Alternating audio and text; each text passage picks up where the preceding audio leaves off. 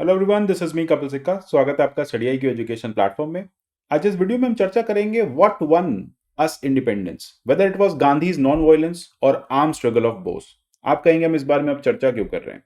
क्योंकि हाल ही में एक ट्वीट आया। ट्वीट में यह कहा गया कि नेताजी सुभाष चंद्र बोस का जो स्टैचू अभी इंडिया गेट पे लगाया गया है वो एक एंटीडोट साबित होगा उन लोगों के लिए जिन्होंने एक मिथ बना रखा है कि हमें आज़ादी सिर्फ नॉन वायलेंस से मिली। ये आर्टिकल ब्रह्मा चलानी साहब ने 2019 में लिखा था और उन्होंने रीट्वीट किया रिसेंटली, ये बताते हुए कि नॉन वायलेंस जो है वो अकेला एक फैक्टर नहीं था, या फिर कहीं पे भी वो फैक्टर नहीं था आज़ादी को पाने में। वो सिर्फ और सिर्फ एक मिथ था। उसने एक मिथ की तरह सर्व किया और हमें हिस्टोरियंस ने ये बात बताते रहे समय समय पे कि नॉन वायलेंस ही हमारे लिए एक अकेला शस्त्र था, एक अकेला वेपन था जिससे हमें यहाँ पे आज़ादी मिली। इनफैक्ट इस वीडियो में हम ये भी चर्चा करेंगे, क्या ये इनमें से एक ही फैक्टर था या हो सकता है दोनों फैक्टर हमारे लिए इक्वली इंपॉर्टेंट रहे।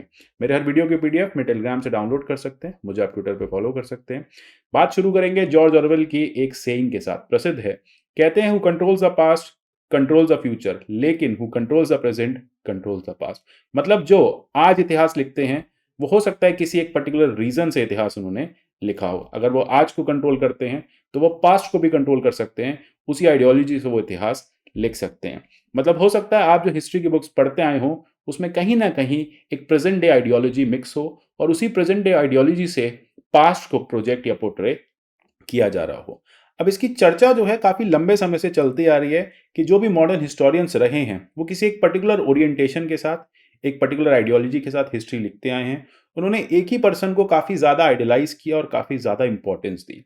इतिहास के पन्नों में ऐसे बहुत सारे और भी फ्रीडम फाइटर्स थे जिनका नाम हम भूल गए, या जिन्हें वो ड्यू पेजेस नहीं मिले, जिन्हें वो ड्यू जगह नहीं मिली उन किताबों में। तो ये जो डिबेट है ये फिर से शुरू हुई 2019 में। ऐसा क्या हुआ था? 2019 की रिपब्लिक डे परेड में इंडियन नेशनल आर्मी के लिए एक टेब्लू बनाया गया। उसमें 4 वेटरन्स को रखा गया। 4 वेटरन्स जो थे, जो इंडियन नेशनल आर्मी को यानी बोस के साथ साथ उस समय सर्व करे थे, उन लोगों ने जीप पे एक परेड करी। उसी समय वहां पे नॉन वायलेंस के भी यानी गांधी के भी 2 टेबलू थे। तो एक तरह से पैराडॉक्स स्टैब्लिश हो गया कि क्या हमें आज़ादी गांधी के नॉन वायलेंस से मिली या बोस के आईएनए से मिली या बोस के आर्म स्ट्रगल से मिली। अब इसके लिए देखिए एक बार कोशिश करते हैं समझने की कि हिस्ट्री में एग्जैक्टली हुआ क्या था, क्या हिस्टोरियंस का कहना है, या फिर क्या एग्जैक्टली उस समय के इवेंट्स थे। अगर आप चर्चिल की बात करेंगे तो चर्चिल ने गांधी को हाफ नेकेड फकीर कहा, लेकिन साथ में यह बात भी मानी कि गांधी ने कहीं ना कहीं मोबिलाइज जरूर किया लोगों के गुस्से को, और उस मोबिलाइजेशन को बहुत कंस्ट्रक्टिव फोर्स में कन्वर्ट किया। ग्रास रूट को गल्वनाइज किया, यानी गांव गांव में लोगों को जोड़ा, और उससे रेजिस्टेंस जो है ब्रिटिशर्स के अगेंस्ट बढ़ता गया। गांधी का नॉन कॉपरेशन मूवमेंट जो है वो काफी ज्यादा हेल्पफुल साबित हुआ। ब्रिटिशर्स को इस बात का तो अब इल्म हो गया था कि लोग अब यूनाइट हो चुके हैं और हमारे अगेंस्ट हैं। उनकी जितनी भी लोकलाइज्ड कॉल्स थी वो एक तरह से रेजोनेट करने लगी ऑप्रेस्ड क्लासेस के बीच में, यानी जो भी ब्रिटिशर्स द्वारा सताए लोग थे वो अब ब्रिटिशर्स के ही अपोजिशन में लग गए। इनफैक्ट गांधी ने कहीं ना कहीं एक ब्रिटिश एम्पायर को शेक जरूर किया, उन्हें इस बात का एहसास जरूर दिलाया कि भारत को चलाना अब इतना आसान नहीं है जैसे वो पिछले 300 सालों से 400 सालों से चलाते आ रहे थे। लेकिन ऐसा नहीं है कि बोस इंपॉर्टेंट नहीं थे। अब आपको याद हो वर्ल्ड वॉर टू के बाद, जब वर्ल्ड वॉर टू जब चल रही थी, उस समय जब आईएनए की स्थापना की गई तो बोस का भी जो इंपॉर्टेंस है वो काफी ज्यादा दिखने लगा। इनफैक्ट वो एक ऐसा समय था जो बहुत फ्रेजाइल था ब्रिटिशर्स के लिए। वर्ल्ड वॉर टू में आपने देखा एक्सेस पावर्स का जो हाल हुआ, अलाइड पावर्स का भी इनफैक्ट वही हाल हुआ था। काफी ज्यादा प्रोट्रैक्टेड रही world war two. Europe Asia में काफी ज्यादा रूइन हुआ, फाइनेंशियल क्राइसिस आई, मैन पावर क्राइसिस आई, लगभग 80 मिलियन लोग मर गए, 4% ग्लोबल पॉपुलेशन जो है वो मारी गई। इसी समय भारत में एक कॉल आती है क्विट इंडिया मूवमेंट की। अगर आप हिस्ट्री में देखें तो महात्मा गांधी के बाद नेताजी बोस ऐसे थे जिनका कंट्रीब्यूशन बहुत ज्यादा रहा। नेताजी ने ही क्विट इंडिया की बात करी, पहली बार उन्होंने स्लोगन लिखा, लेकिन सबसे इंपॉर्टेंट बात यह है कि गांधी ने भी उनका साथ दिया।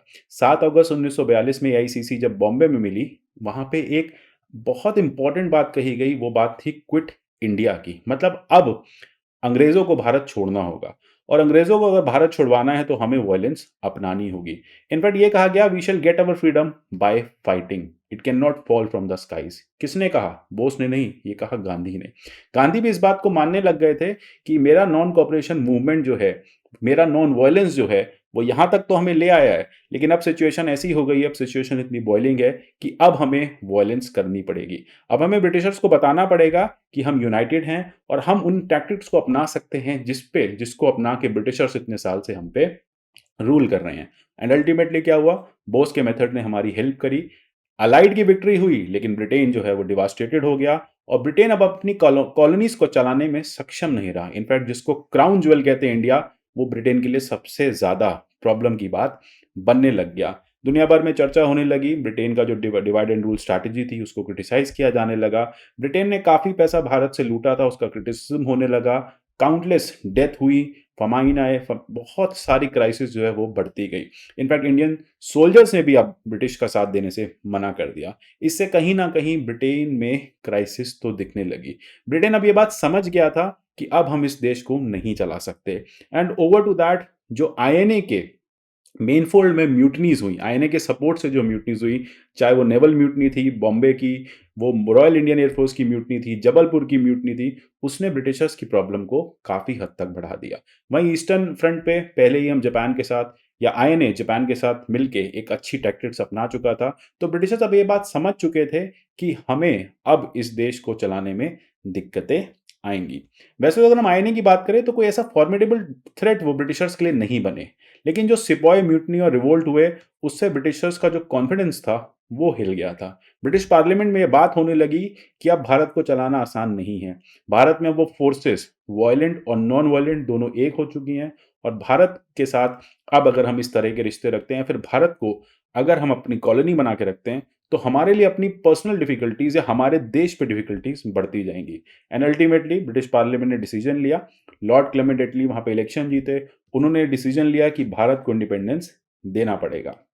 और सबसे प्रिंसिपल उन्होंने रीजन जब लिखा इंडिपेंडेंस देते समय, यही लिखा कि जो ब्रिटिश क्राउन की तरफ लॉयल्टी है भारतीयों की, वो अब खत्म हो चुकी है।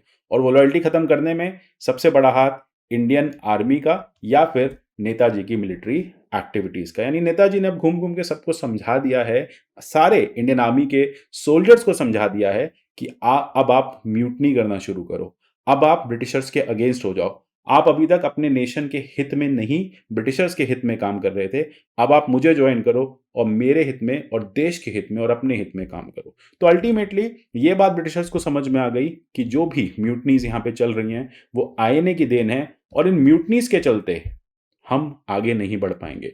अगर हमारी आर्मी हमसे बगावत करेगी तो हम इस देश पे कैसे रूल करेंगे। And ultimately they decided to step down and step back, और उन्होंने ये बात ऐलान कर दी कि अब हम भारत को आज़ाद कर देंगे। तो इससे हमें ये बात क्लियर हो गई है कि यहाँ पे नेताजी का एक बहुत ही इंपॉर्टेंट रोल रहा है। नेताजी हम कह सकते हैं हिस्ट्री में ऐसे दूसरे सबसे इंपॉर्टेंट इंसान रहे हैं जो उन्होंने आज़ादी में या आज़ादी दिलाने में सबसे ज़्यादा हेल्प हमारी की है। लेकिन वो आज़ादी उन्होंने नॉन वायलेंस से नहीं, एक वायलेंट और एक एग्रेसिव बिहेवियर से दिलाई, जिससे ब्रिटिशर्स को 4 से 5 साल में बात का इल्म हो गया था कि अब भारत को आगे चला पाना काफ़ी मुश्किल है।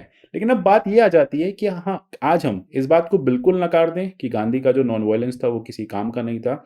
ऐसा नहीं है। 75 साल में हमने ये देखा है कि वायलेंस जो है वो बहुत ज़्यादा हेल्प नहीं करती। आप वायलेंस को एक बार टूल की तरह यूज़ कर सकते हैं, लेकिन अगर वायलेंस कंटिन्यूअस रहेगी तो वो भी एक थ्रेट है। इनफैक्ट इसलिए हम आज भी कहते हैं कि गांधी कहीं न कहीं रेलेवेंट ज़रूर हैं। बहुत सारी फॉरेन पॉलिसीज़ में रेलेवेंट है, देश को चलाने में रेलेवेंट है। एक नॉन वायलेंस जो है वो स्ट्रैटेजिक टूल की तरह बनता है। उस नॉन वायलेंस ने कहीं न कहीं एक इंटरनेशनल प्रेशर भी बनाया था उस समय वर्ल्ड पे। वर्ल्ड ये कह रहा था कि जिस तरह से ब्रिटिशर्स भारतीयों पे अन्याय कर रहे हैं, भारतीय जो हैं वो पलट के नॉन वायलेंस को अपना रहे हैं, तो ये भी अपने आप में एक सराहनीय कदम है। इनफैक्ट नॉन वायलेंस को सॉफ्ट पावर की तरह भी यूज़ किया गया है। आज भी अगर आप बात करें, नॉन वायलेंस कई जगह पे यूज़ की जाती है। नॉन वायलेंस का आज भी जो रोल रहा है वो काफ़ी इंपॉर्टेंट है। लेकिन कहीं न कहीं आप ये नहीं डिनाई कर सकते कि वायलेंस का यहाँ पे इम्पोर्टेंस नहीं रहा है। क्योंकि अगर वायलेंस का इम्पोर्टेंस नहीं होता तो शायद ब्रिटिशर्स इतनी जल्दी हमसे नहीं डरते, या ब्रिटिशर्स जो है वो यहाँ से नहीं भागते। तो अल्टीमेटली हम ये कह सकते हैं, तो ना ना सिर्फ बापू का और ना सिर्फ बोस का, दोनों के ही यहाँ पे जो आइडियाज़ हैं वो कहीं ना कहीं काम आए हैं। क्योंकि सिर्फ अगर वायलेंस होता तो बैरल ऑफ द गन जो है वो भी काफ़ी ज़्यादा प्रॉब्लम करती, और सिर्फ नॉन वायलेंस होता तो शायद ब्रिटिशर्स इसको बहुत लाइटली लेते। तो इसलिए यहाँ पे lethal, non lethal, violent, non violent force का जो संगम रहा है, उससे कहीं न कहीं हमें आज़ादी जो है वो मिली है। और इनफैक्ट हम ये बात भी मानते हैं कि गांधी ने भी इस बात को एक्नॉलेज किया था कि आईएनए काफ़ी ज़्यादा इम्पोर्टेंट फोर्स रही है। अगर हम नेताजी सुभाष चंद्र बोस की बात करें, तो उन्होंने उस आईएनए के थ्रू सारे यूथ को जोड़ा, irrespective of the religion, irrespective of the caste. Hindu, Muslim, Parsi, Christian, Anglo Indian, Sikh, ये सब उन्होंने अपनी आर्मी में जोड़े। कहीं ना कहीं उन्होंने एक बहुत इंपॉर्टेंट फोर्स बनाई। उन्होंने ये कहा कि आपने, इनफैक्ट उन्होंने आईएनए को ये बात कही भी थी 1946 में कि आप लोगों की वजह से, आपने जो इम्फाल में किया, आपने जो नॉर्थ ईस्ट में किया, उसकी वजह से ब्रिटिश एम्पायर शूक तो हुआ ही हुआ, ब्रिटिश एम्पायर हमसे डरा भी। आप लोगों ने अपनी जो लाइफ है वो रिस्क पे रखी और देश को आज़ादी दिलाने में बहुत हेल्प की। तो फाइनली यही है कंक्लूजन कि ना बोस से ना गांधी से, आज़ादी तो दोनों से ही मिली। तो दोनों का ही इंपॉर्टेंट रोल है हमारी इंडियन हिस्ट्री में। तो हम दूसरे का रोल कभी डिनाई नहीं कर सकते और पहले को हम ये नहीं कह सकते कि वो गलत है। तो वायलेंस और नॉन वायलेंस दोनों ही हमारे लिए इंपॉर्टेंट रही। तो नॉन वायलेंस मिथ नहीं है, लेकिन वायलेंस भी नेसेसरी ये काम करती रही। आशा करता हूँ टॉपिक क्लियर हो गया होगा। यूपीएससी प्रीलिम्स के हमारे कोर्सेज अवेलेबल हैं, इसको आप ज्वाइन कर सकते हैं। मिलते हैं अगले ऐसी किसी वीडियो में, तब तक के लिए good bye, take care and God bless you all.